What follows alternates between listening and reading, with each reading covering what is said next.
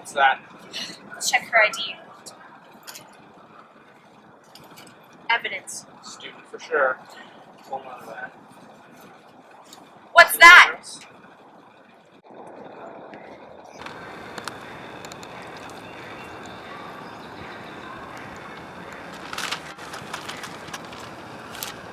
It looks like the victim was out for a run. Well, I think I'd say the victim's time has run out.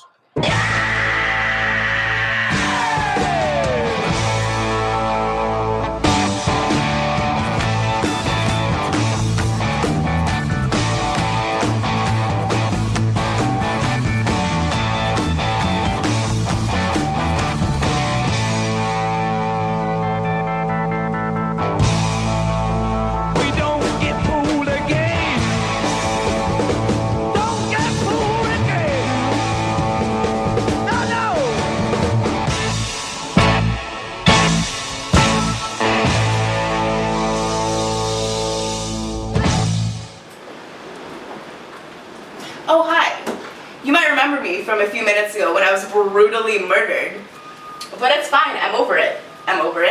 What I really want to talk to you about today is the CSI Effect. Crime has always fascinated people. TV shows like Criminal Minds, CSI Miami, and Bones have been very popular over the past decade. What's interesting about these TV shows is that they're found in a gray area of realism, where they may seem accurate to an audience when they're full of improbabilities and inaccuracies. This has proved an interesting impact on Western society today, and there are both pros and cons. This is called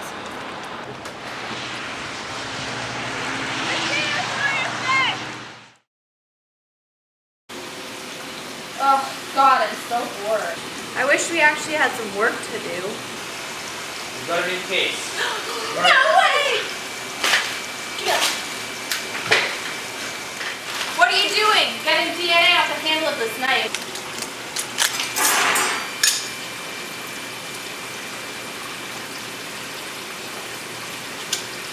I got it. Let's run this through the database. Let's go!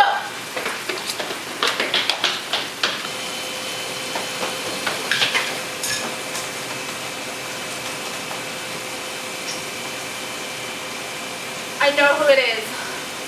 Let's go get her. Nearly 40% of science done on CSI does not exist, and the rest of it is done in completely unrealistic ways. Analyzing DNA evidence takes a lot more time and effort than portrayed on TV shows, and you also need much more substantial evidence, not just a flake of skin. We have another case. We're already a few weeks behind. I'll add it to the list. I guess I'll get someone on it and start the paperwork and quality assurance. Okay. In reality, publicly funded crime labs receive millions of requests for forensic services, creating backlogs with more than 1 million requests, which is actually a major problem affecting crime scene investigation today. They go through a whole process of validation, documentation, and go through many trials and experiments. Analyzing DNA evidence in real crime labs takes a lot of effort. How's the Arboretum murder case going? With a wet knife that was submerged in the lake, we'll be lucky to find anything at all. But I'll try. Significant amounts of sample DNA are needed for molecular and genetic analysis, and studying a single, isolated piece of DNA is nearly impossible without using advanced biochemical techniques. Evidence in CSI is always handled very casually. In a real crime lab setting, DNA evidence is handled meticulously to avoid contamination during transport, preparation, and extraction. Okay, let's send these off. Real-life investigations take much longer than they do on television. According to the producer of CSI, nobody wants to sit there and watch someone read notes. Okay, I'm ready to go. Let's do this. What are you doing here? What do you mean? I thought everyone got to do this part. No. Are you serious? I literally brought my cylinder for this. You know what? I just came here to have a good time, and I'm honestly feeling so attacked right now. You know what? Whatever. Oh my God, look! There she is! On TV shows such as CSI, everyone seems to do the same job, but that's not a realistic portrayal.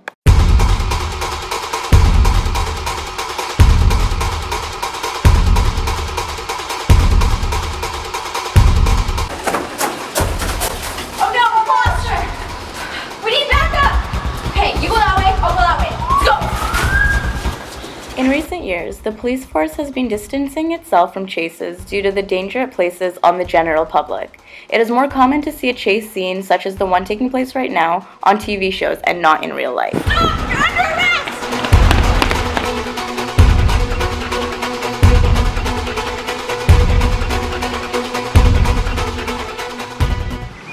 A study has been done to show how the CSI effect influences real-life court cases. It has been shown that jurors who have been exposed to TV shows such as Criminal Minds or CSI have unrealistic expectations of forensic evidence, which could place an unfair burden on the prosecutors. This effect also has some benefits. Since the rise of popularity in these shows, there's been a dramatic increase in crime science programs across North America. This means that this field is getting more attention. Thank you all for coming today as we discuss the Arboretum murderer. Here's the map of the Arboretum. The body was found here precisely at 7 p.m. It is predicted that the murder took place at 5 o'clock. Not too far away was the murder weapon, the knife. Witnesses described two different people. An artist has given us this. We're going to have 24-hour surveillance on the site, so keep your eyes out for people who look like that. Thank you all for coming. Let's get to it. Hi, this is Matt. He's a first-year student in criminal justice and public policy. So Matt, why did you decide to go into that program? Because I used to want to be a cop. Why did you want to be a cop?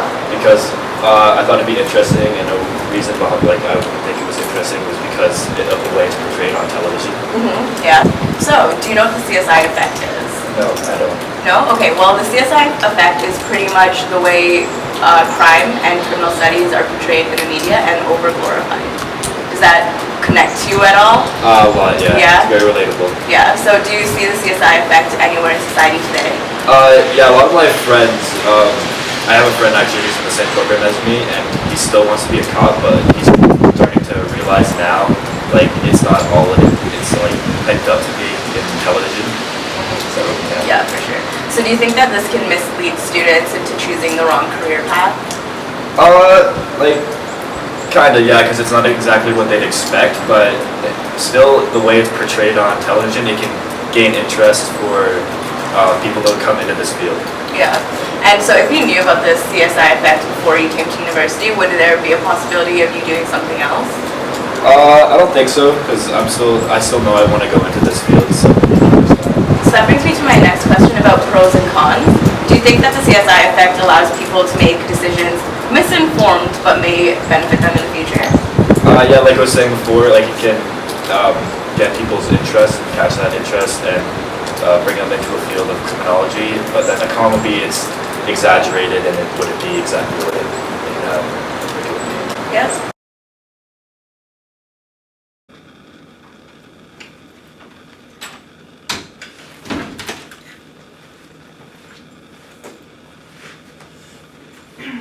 We'd like to ask you a few questions. You killed her, didn't you? I don't know what you're talking about. You're a murderer. I don't know what you're talking Why about. don't you look at this? I didn't do this. Yes, you did. Okay, calm down now. Where were you last night at 5 o'clock? I was watching Finding Dory. Did they find her? Spoilers. You are a liar and a murderer. I didn't do anything. Calm down. Do you have any connection to the woman that has been I killed? did it. I'm sorry. I knew it. Is it really that easy though? We've got one dead body, no evidence. It's gonna take months to solve. Yep. In 2012, just under half of the homicide cases in select provinces were left unsolved.